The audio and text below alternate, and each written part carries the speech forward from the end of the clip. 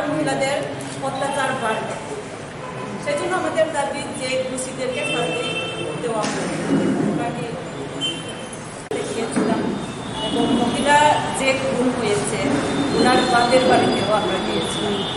ওখানে গিয়ে আমরা শুনতে পেরেছি কি আসামি 4 জন, ওনাকে শ্বশুর বাড়ির লোক খুন করা হয়েছে ওনাদের মেয়েকে, এবং থানাতে এফআইআর করেছিল 4 জন, দেওর আর ননদ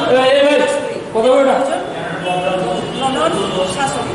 থানাতে এফআইআর করছিল মধুপুর থানাতে, কিন্তু শুধু একজনকে অ্যারেস্ট করা হয়েছে, বাকি 3 জনকে এখনো অ্যারেস্ট করা হয়নি। গ্রেপ্তার যে হয়েছে তার নাম কি? গ্রেপ্তার তাপস চৌধুরী। তাপস সে কে? দেওর। বাকি 3 জন এখনো গ্রেপ্তার করা হয়নি, শাশুড়ি, ননদ, স্বামী এবং আরেকজন দেওর। স্বামীর নামে কেস করা হচ্ছিল না, শুধু 4 জনের নামে কেস। স্বামীর নামে হয়েছে না এফআইআর?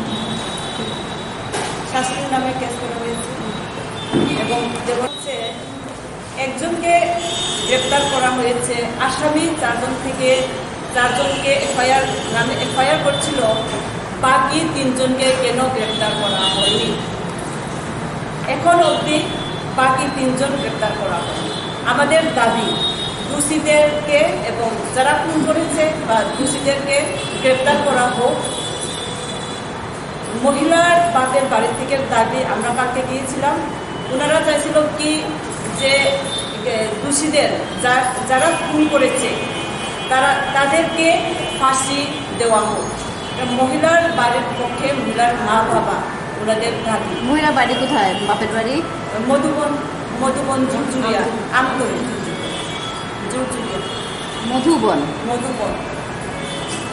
এইভাবে দিনে দিনে ত্রিপুরা রাজ্যে মহিলাদের উপর অত্যাচার, এই শাস্তি যেন নজির হয়ে থাকে ত্রিপুরা রাজ্যে, যেন আর সরকার কোনো রকম বধূ নির্যাতন করতে সাহস না পায়। আমি বলবো এটা তো নিছক কথা, নিছক দাবি। কারণ রেপ হওয়ার পরে, মৃত্যু হওয়ার পরে প্রত্যেক রাজনৈতিক দল এক একটা মহড়া করে, ডেপুটেশন দেয়, থানা ঘেরাও করে, রাস্তায় নামে, সবই হয়, কিন্তু কোথাও কি কোনো রকম সেটা কমতি হওয়ার পথে দেখা গিয়েছে? দেখা যায়। কাজে আমরা জোরালো দাবি রাখছি কংগ্রেসের তরফ থেকে তথা মহিলা কংগ্রেসের তরফ থেকে যে এই রাজ্যে শান্তি শৃঙ্খলা বজায় রাখার দায়িত্ব হচ্ছে পুলিশ প্রশাসনের, এবং পুলিশ প্রশাসনের দায়িত্বে কে আছেন? রাজ্য সরকারের যিনি পুলিশ মন্ত্রী, স্বরাষ্ট্রমন্ত্রী, উনি।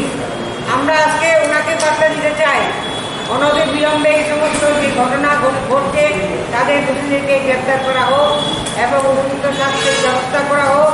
তা না হলে মহিলা কংগ্রেস আরও তীব্র করে আন্দোলন পথে নামতে বাধ্য হবে।